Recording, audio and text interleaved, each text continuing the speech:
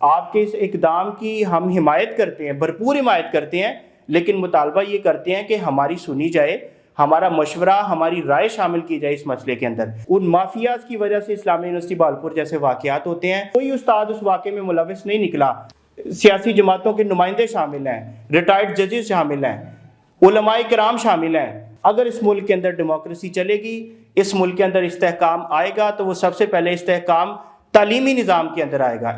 آج انجمن طلبہ اسلام کی جانب سے میں مرکزی صدر اور میرے ساتھ سابق سیکرٹری جنرل اکرم رضوی صاحب، سابق صدر مبشر حسین حسینی صاحب، سید حسین نوری صاحب اور محسن علی صاحب اور کامران رضوی صاحب ہم یہاں موجود ہیں۔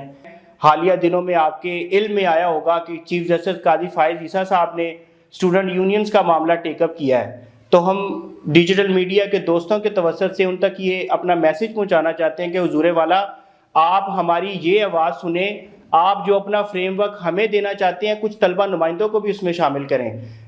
چیف جسٹس صاحب سیدھا قائد اعظم یونیورسٹی چلے گئے، وہاں جا کے انہوں نے سنڈیکیٹ میں بیٹھ کر اعلان کر دیا کہ جی اسٹوڈنٹ یونینز بحال کر دی گئی ہیں۔ حضور، جن کی 30 سال کی سٹینڈنگ ہے، اس معاملے کے اوپر جو ہم سٹیک ہولڈرز ہیں، ہم سے تو مشورہ کریں۔ ATI پاکستان کے اندر آخری طلبہ یونین انتخابات جو پنجاب میں 1989 میں ہوئے، ہم اس کے فاتح ہیں، ہم سٹیک ہولڈرز ہیں۔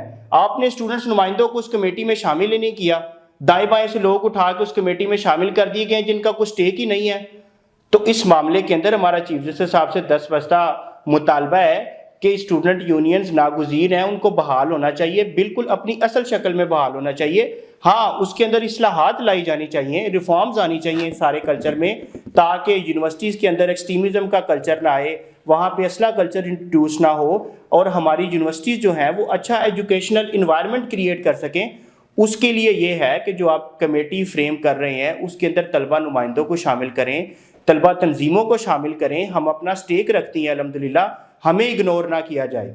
آپ کے اس اقدام کی ہم حمایت کرتے ہیں، بھرپور حمایت کرتے ہیں، لیکن مطالبہ یہ کرتے ہیں کہ ہماری سنی جائے، ہمارا مشورہ، ہماری رائے شامل کی جائے اس مسئلے کے اندر۔ اس کے ساتھ ساتھ پنجاب کی جامعات، KP کی جامعات بالخصوص ڈیفیسٹ میں ہیں، خسارے کے اندر ہیں۔ KP کے اندر 10 سے 12 ایسی بڑی جامعات ہیں، آپ پشاور یونیورسٹی کی مثال لیں، وہاں پہ اساتذہ کو دینے کے لیے تنخواہ کے بنیادی فنڈز نہیں ہیں۔ پنجاب کی اگر ہم بات کریں تو آئے دن ایک واؤچر جو اسٹوڈنٹ کو ملتا ہے ایک سیمیسٹر میں فیس کے لیے، اگر وہ بالفرض 30,000 ہے، تو اس دن اس کو جس دن بچے نے فیس جمع کروانی ہے وہ 32 سے 33,000 روپیہ ہو جاتا ہے۔ ہر سیمیسٹر میں یونیورسٹیاں اپنی من مانی کے ساتھ فیسوں میں اضافہ کرتی ہیں، ٹرانسپورٹ کا مسئلہ ہوتا ہے، لیکن اب جو تعلیمی ادارے تھے جن کو درسگاہ کی جگہ درگاہ کہا جاتا تھا، ان تعلیمی اداروں کے اندر، ان درسگاہوں کے اندر مافیاز آ بیٹھے ہیں۔ ان مافیاز کی وجہ سے اسلامیہ یونیورسٹی بہاولپور جیسے واقعات ہوتے ہیں۔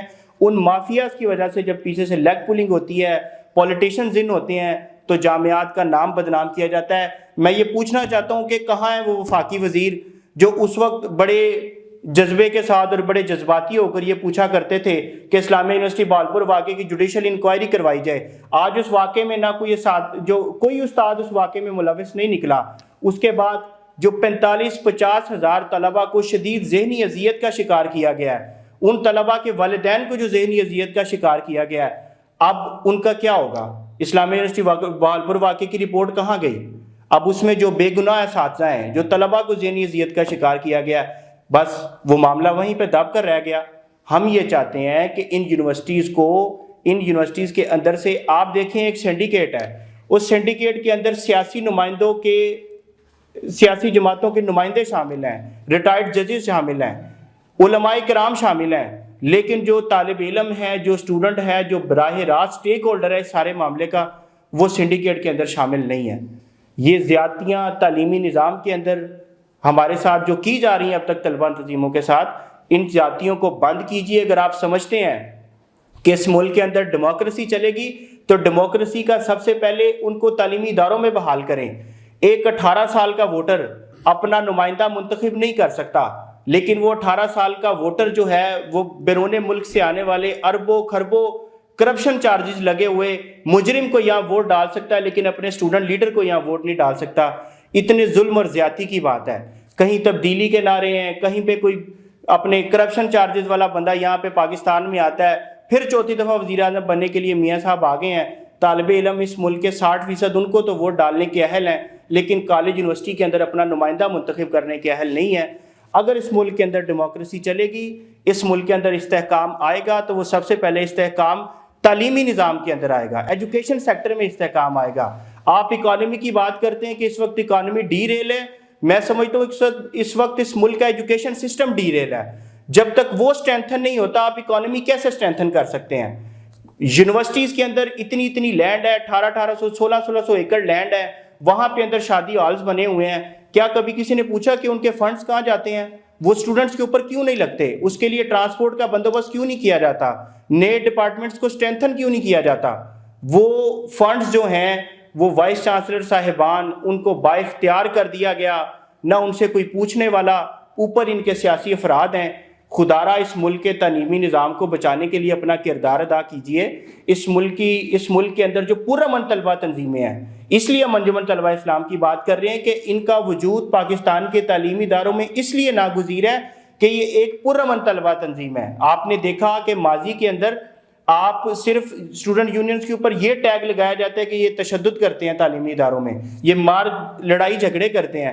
آپ نے گزشتہ 6 ماہ کی آپ ہسٹری دیکھیں جو پارلیمنٹ کے اندر سیاسی جماعتیں آپس میں جو دست و گرے پاں ہوئی ہیں، اگر یہ لوگ طلبہ تنظیموں سے یا اسٹوڈنٹ گروپ سے تربیت یافتہ ہوتے تو آپ کو اپنے سیاسی نظام کا ماحول یکسر مختلف نظر آتا. اس لحاظ سے ہمارے یہ 2-3 جو بنیادی پوائنٹس تھے، ان کے اوپر آج ہم آپ کے سے انٹریکشن کے لیے حاضر تھے.